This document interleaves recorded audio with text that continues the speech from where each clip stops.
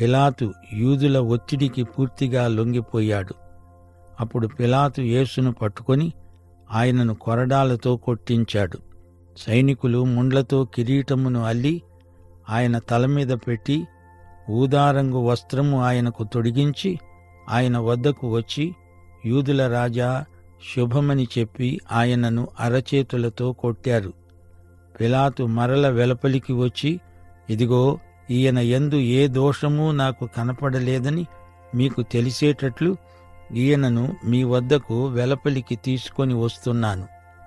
ఆ ముండ్ల కిరీటము, ఊదారంగు వస్త్రము ధరించినవాడై యేసు వెలుపలికి రాగా పిలాతు అన్నాడు, ఇడుగో ఈ మనుష్యుడు.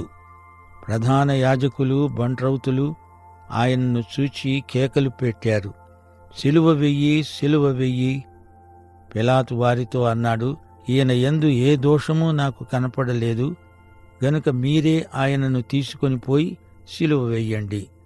అందుకు యూదులన్నారు, మాకు ఒక నియమము కలదు, తానే దేవుని కుమారుణ్ణి అని ఇతడు చెప్పుకున్నాడు గనుక ఆ నియమము చొప్పున ఇతడు చావాలి.